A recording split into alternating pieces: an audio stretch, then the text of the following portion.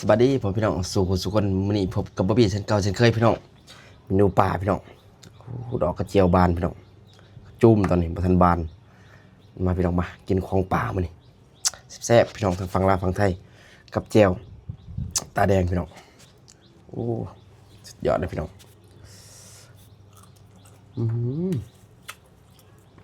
ของเหนียวหอม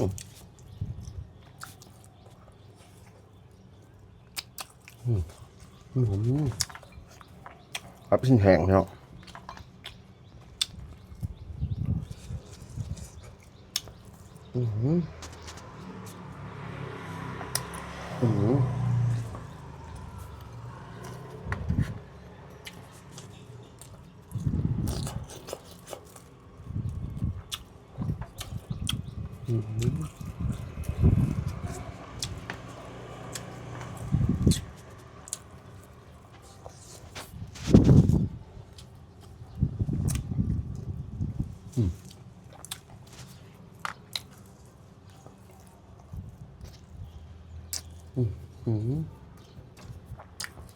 พี่น้อง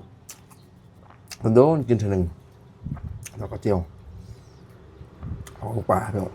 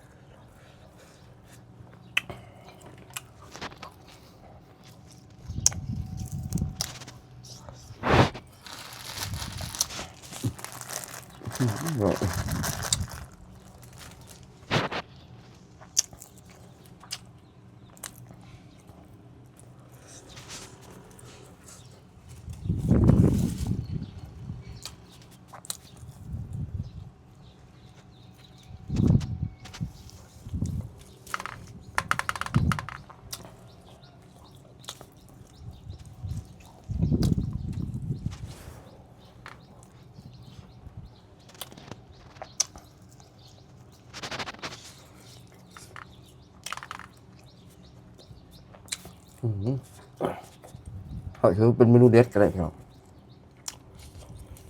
ดอกกระเจียว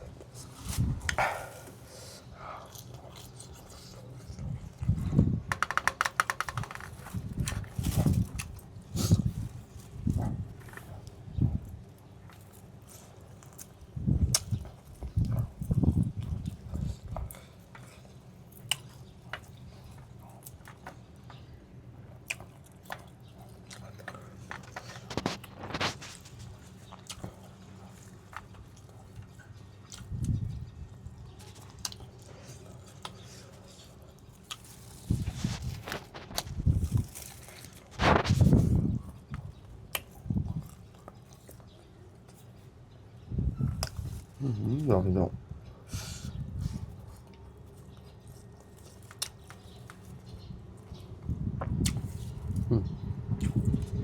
ตัวเจียว